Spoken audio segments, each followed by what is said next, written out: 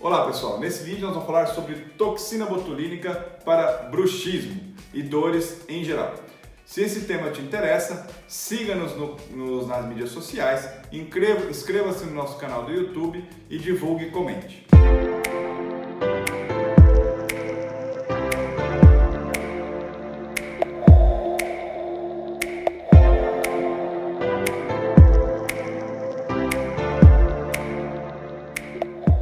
Olá pessoal, nesse vídeo nós vamos falar sobre toxina botulínica para bruxismo. Bruxismo, gente, não é aquela questão de bruxa.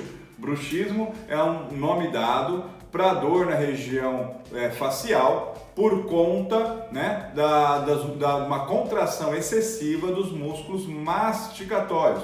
Então, tem gente que quando dorme fica rangendo o dente, né? Alguém já viu isso? Então ele tem bruxismo, ele morde o dente, tanto que dentistas fazem as plaquinhas para proteção, para não ter desgaste aí de dente. Mas essa contratura excessiva da musculatura mastigatória pode gerar dores que durante o dia vão te incomodar muito e geralmente nessa região, levando até uma contração e dor de cabeça. Então, como é uma das técnicas para tratamento, a toxina botulínica eu aplico bastante para pacientes que têm bruxismo. E outra, geralmente o paciente que tem bruxismo, ele por excesso de contração, principalmente essa musculatura chamada masseter, ele tem um alargamento da face. Então quando a gente aplica a toxina botulínica, até a gente consegue um afinamento desse terço inferior da face. Então, como eu já disse nos outros vídeos, a aplicação da toxina botulínica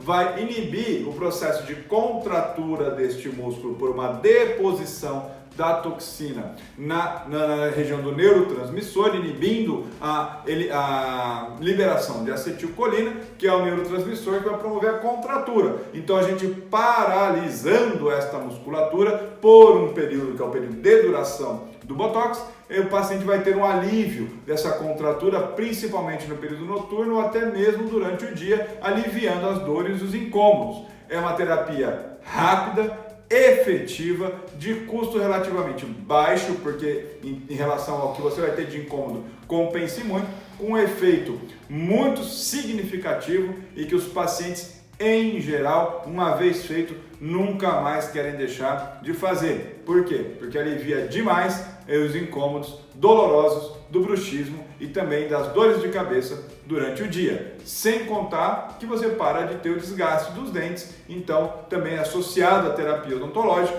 é muito importante a utilização da toxina botulínica no bruxismo. Tá bom, pessoal? Qualquer dúvida, envie nas nossas mídias sociais, no canal do YouTube. Eu estou à disposição e até o nosso próximo vídeo.